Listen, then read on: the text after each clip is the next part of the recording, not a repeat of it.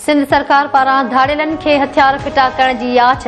ॿी सूरत में ऑपरेशन जो ऐलान, ॾोहो छॾींदड़नि खे अदालत में पेश कयो वेंदो।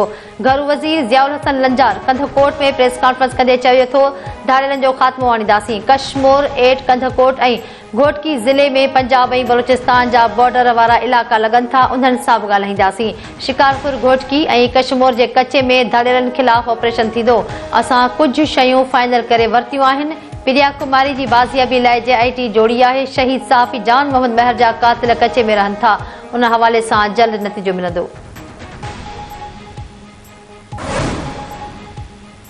पाकिस्तान आमिर तांबा जी फायरिंग में भारत जे मुलविस हुजण जो शक ज़ाहिर कंदे चयो आहे त भारत पहिरियां बि पाकिस्तान में सिधो सऊं क़त्ल जी वारदात में मुलविस रहियो आहे। वफ़ाक़ी घरू वज़ीर मोहसिन नक़वी चयो आहे त भारतीय दहशतगर्द सरबजीत सिंह ते हमले में मुलविस आमिर तांबा जी फायरिंग में भारत जे मुलविस हुअण जो शक आहे।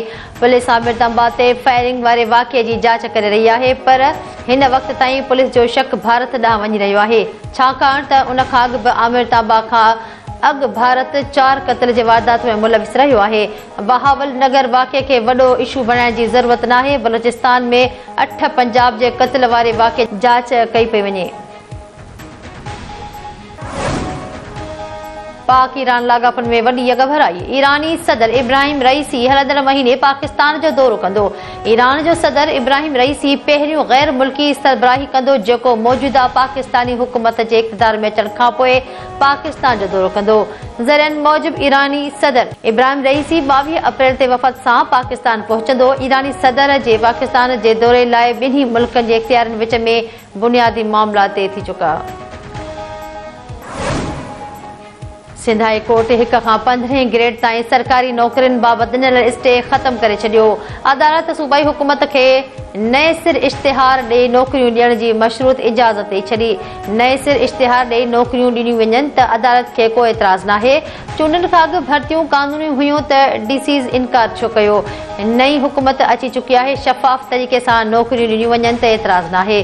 सिंध हाई कोर्ट जो हुकुम अदालत MQM जी दरख़्वास्त ते अगस्त 2023 में नौकरियूं ॾियण ते स्टे ऑर्डर जारी कयो हो। बिजली चोरी जी रोकथाम लाइ हुकूमत पुरज़म आहे। बिजली जे शोबे में बहितरी खां सवाइ फ़ाइदो नामुमकिन आहे। असांखे बिजली जी चोरी खे रोकणो आहे। बिजली चोरी जी रोकथाम में पंजाब जी कारकर्दगी बहितर आहे। वज़ीर आज़म शहबाज शरीफ जो इजलास खे ख़िताब चयाईं, ॿिया सूबा बि बिजली चोरी जी रोकथाम लाइ क़दम खणनि। सॼे मुल्क में बरसातूं थी रहियूं आहिनि। बरसातुनि जो पाणी डेमनि में ज़ख़ीरो कयो पियो वञे। बरसातुनि जे हवाले सां NDMA खे हिदायतूं जारी करे छॾियूं आहिनि। जिते बरसातुनि सबबि नुक़सान थियो आहे, उते इमदादी सामान पहुचायो वञे। PTI पारां 9 मई वाक़िए जी जांच लाइ आज़ाद कमीशन जोड़ण जो मुतालबो। उमर अयूब चयो आहे त PTI बानी ऐं शाह महमूद कुरैशी समेत समूरी क़यादत जे केसनि में कुझु नाहे। प्रोसिक्यूशन केसनि मां भॼी रही आहे।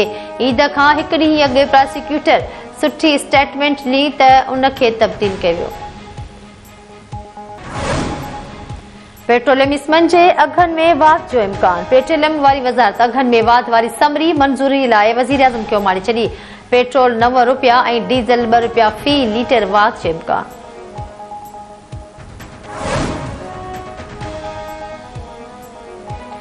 सिंध सरकार इरसा जे टिरुखे फार्मूले तहत सिंध खे पाणी ॾियण वारे फ़ैसिले खे रद्द करे छॾियो। ज़राअत खाते जे सूबाई वज़ीर मोहम्मद बख्श महर चयो आहे त अर्ली ख़रीफ़ जी मौसम में सिंध खे हिसे जो पाणी न मिलियो त वोड़नि ऐं सारनि समेत ज़रई जिन्सनि जा फसल घटि पैदा थियण जो अंदेशो आहे। फुटिन जो नओं इमदादी अघु 10 खां 11,000 रुपया फ़ी मण मुक़ररु कई वञे। हिन साल सिंध में फुटिन जो फसल जो हदफ़ 6,40,000 हेक्टेयर मुक़ररु कयो वियो आहे। महांगो भाण, ॿिज, पेट्रोल, मसनूआत ऐं ज़रई दवाउनि हारियुनि जा ख़र्च वधाए छॾिया आहिनि। आबादगारनि खे गुज़िरियल सीज़न में फुटीअ जो दुरुस्त अघु न मिलियो हुयो त हिन भेरे फसल कीअं तयारु कंदा।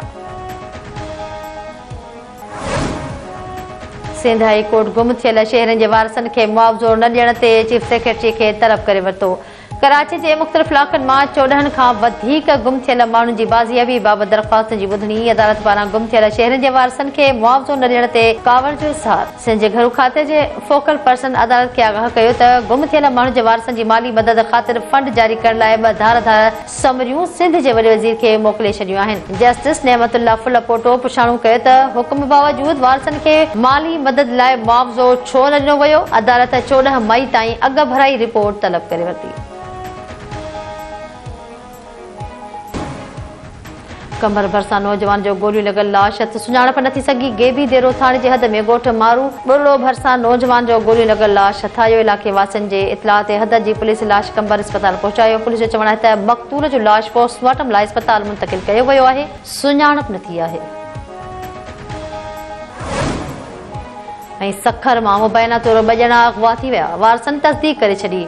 साइड थाणे जे हद रिंग रोड तां खोसा बिरादरी जा 2 ॼणा मुबैना तौर अगवा थी विया। मुगविन जे वारसनि मूजिब जतोई बिरादरी जा हथियाबंद इकबाल खोसो ऐं रिज़वान खोसो खे अगवा करे विया आहिनि। करमपुर भरसां हथियाबंद हथां मज़दा ड्राइवर अगवा।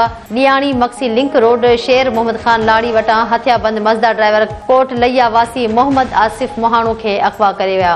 इतला मिलण ते पुलिस वाक़े वारे हंधि पहुची मालूमात वठण बाद हथियाबंदनि पुठियां रवानी थी वई।